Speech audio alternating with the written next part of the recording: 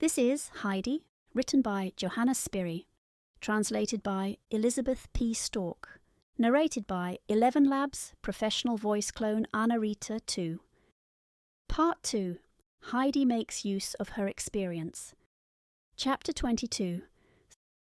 Something unexpected happens.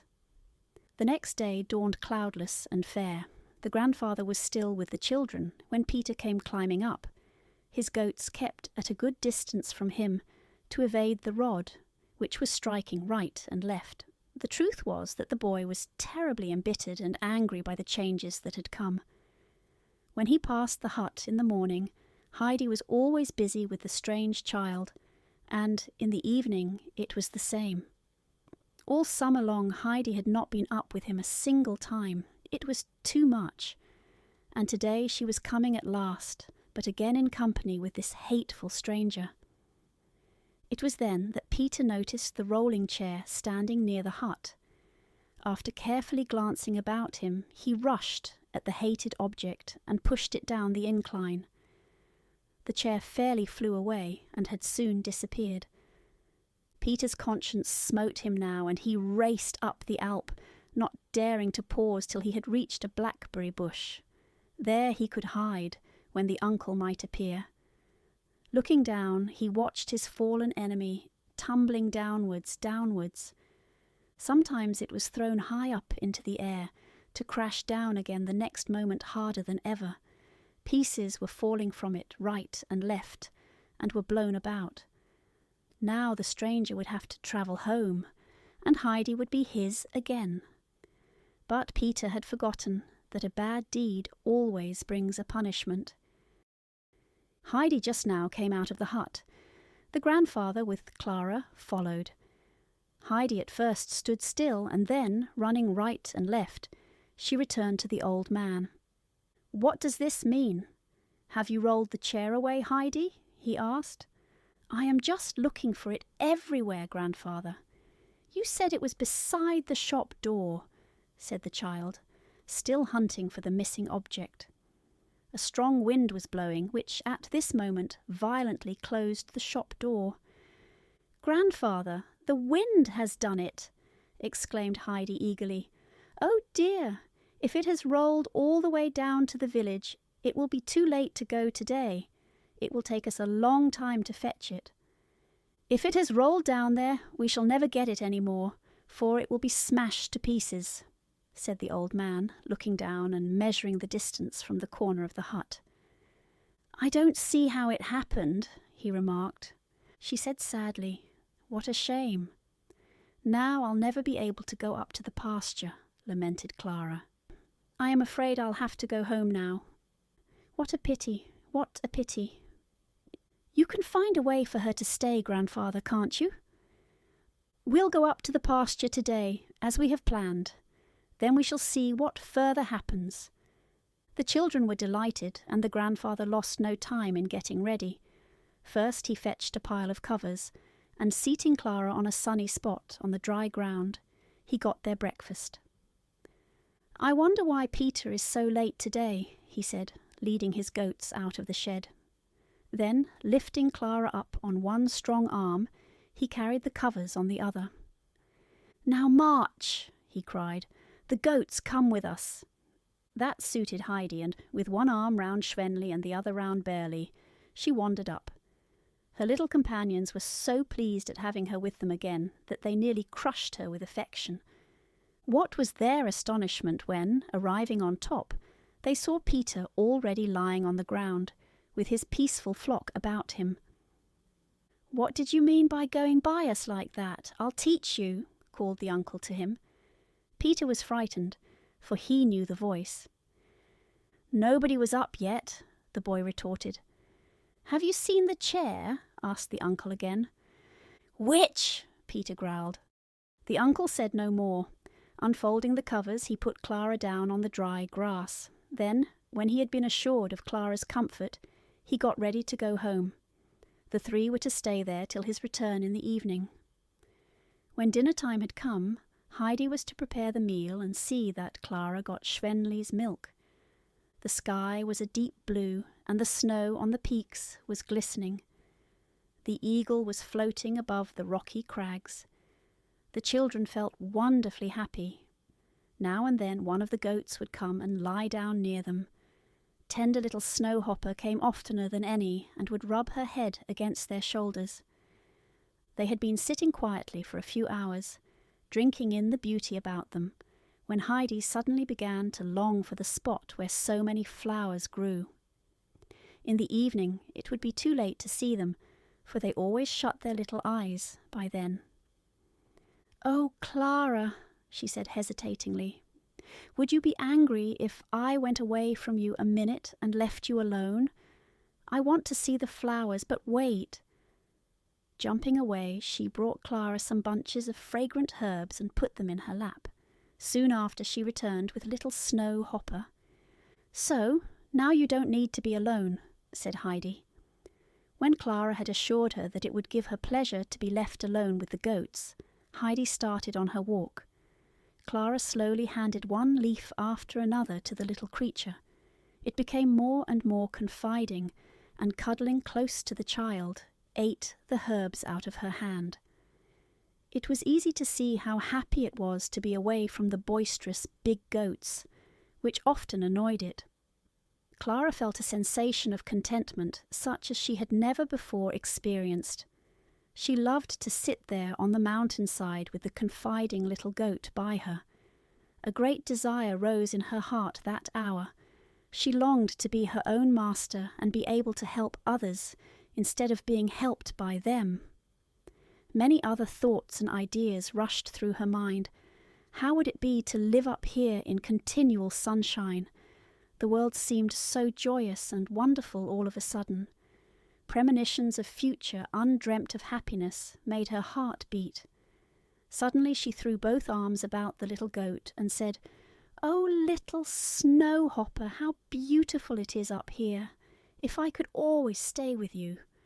Heidi in the meantime had reached the spot where, as she had expected, the whole ground was covered with yellow rock roses. Near together in patches the bluebells were nodding gently in the breeze, but all the perfume that filled the air came from the modest little brown flowers that hid their heads between the golden flower cups. Heidi stood enraptured, drawing in the perfumed air. Suddenly she turned and ran back to Clara, shouting to her from far, "Oh, you must come, Clara. It is so lovely there. In the evening it won't be so fine any more. Don't you think I could carry you?" "But Heidi," Clara said, "of course you can't. You are much smaller than I am. Oh, I wish I could walk." Heidi meditated a little. Peter was still lying on the ground. He had been staring down for hours, unable to believe what he saw before him. He had destroyed the chair to get rid of the stranger, and there she was again, sitting right beside his playmate. Heidi now called to him to come down, but as reply he only grumbled, "Shan't come." "But you must. Come quickly, for I want you to help me." "Quickly," urged the child. "Don't want to," sounded the reply. Heidi hurried up the mountain now and shouted angrily to the boy, "Peter, if you don't come this minute, I shall do something that you won't like." Those words scared Peter, for his conscience was not clear. His deed had rejoiced him till this moment, when Heidi seemed to talk as if she knew it all. What if the grandfather should hear about it? Trembling with fear, Peter obeyed. "I shall only come if you promise not to do what you said," insisted the boy. "No, no, I won't. Don't be afraid," said Heidi compassionately. "Just come along, it isn't so hard." Peter, on approaching Clara, was told to help raise the lame child from the ground on one side, while Heidi helped on the other. This went easily enough, but difficulties soon followed. Clara was not able to stand alone, and how could they get any further?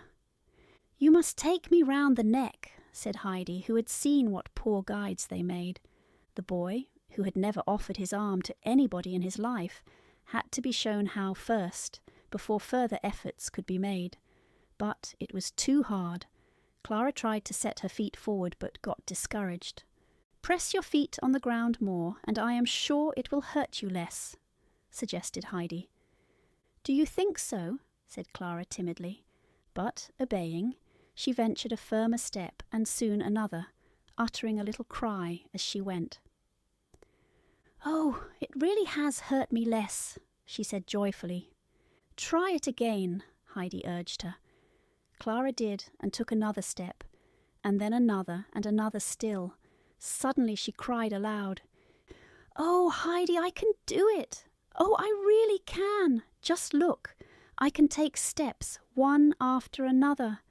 Heidi rapturously exclaimed, "Oh, Clara, can you really? Can you walk? Oh, can you take steps now? Oh, if only grandfather would come. Now you can walk, Clara. Now you can walk," she kept on saying joyfully. Clara held on tight to the children, but with every new step she became more firm. "Now you can come up here every day," cried Heidi. "Now we can walk wherever we want to, and you don't have to be pushed in a chair any more. Now you'll be able to walk all your life. Oh, what joy!" Clara's greatest wish, to be able to be well like other people, had been fulfilled at last. It was not very far to the flowering field. Soon they reached it and sat down among the wealth of bloom. It was the first time that Clara had ever rested on the dry, warm earth. All about them the flowers nodded and exhaled their perfume. It was a scene of exquisite beauty. The two children could hardly grasp this happiness that had come to them. It filled their hearts brimming full and made them silent. Peter also lay motionless, for he had gone to sleep. Thus the hours flew, and the day was long past noon. Suddenly all the goats arrived, for they had been seeking the children. They did not like to graze in the flowers, and were glad when Peter awoke with their loud bleating. The poor boy was mightily bewildered, for he had dreamt that the rolling chair with the red cushions stood again before his eyes. On awaking, he had still seen the golden nails, but soon he discovered that they were nothing but flowers. Remembering his deed, he obeyed Heidi's instructions willingly. When they came back to their former place, Heidi lost no time in setting out the dinner. The bag was very full today, and Heidi hurried to fulfill her promise to Peter, who, with bad conscience, had understood her threat differently. She made 3 heaps of the good things, and when Clara and she were through, there was still a lot left for the boy.